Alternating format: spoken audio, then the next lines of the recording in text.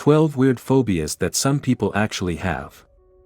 Phagophobia, the fear of swallowing. Individuals with this phobia can sometimes manage to swallow liquids and semi-solid foods after several attempts, which is what keeps them alive. However, they are usually both underweight and riddled with anxiety due to their phobia. Cardiophobia, the fear of your own heart's functionality. Mainly, this phobia is marked by an obsession over one's heart rate or the constant fear of it stopping. Sufferers may obsessively check their pulse or use monitors to gauge its every beat. Chemophobia, the fear of chemicals and compounds that are perceived to be synthetic. For some, this phobia is so bad that they have a fear of anything with a chemical-sounding name. Triskaidekaphobia, the fear of the number 13.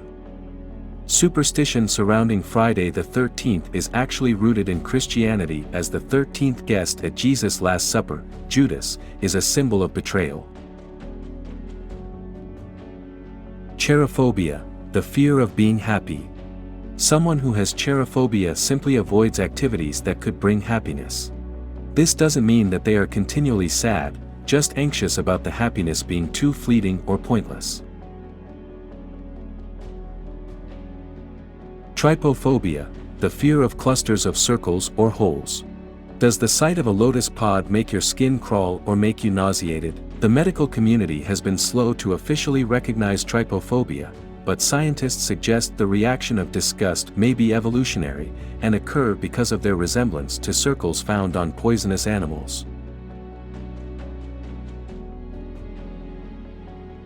Chicolophobia, the fear of chewing gum. Oprah Winfrey is perhaps this phobia's most famous spokesperson.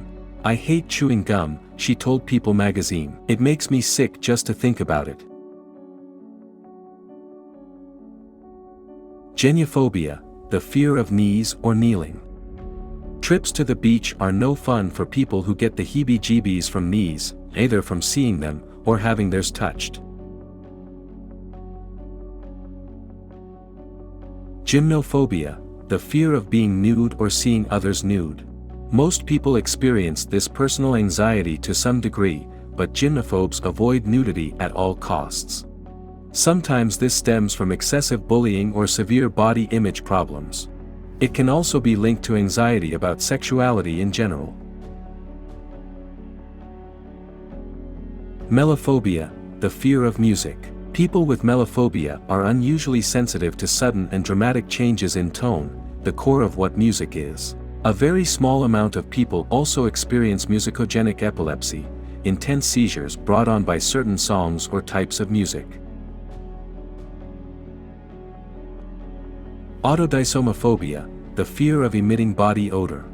Sure, most of us make sure we're relatively clean and probably use deodorant before leaving the house, but when you're truly mortified of putting off any scents whatsoever, you can cross into autodysomophobic territory. This means obsessively checking and camouflaging any odor, imaginary or otherwise, until your anxiety just makes you stay home instead.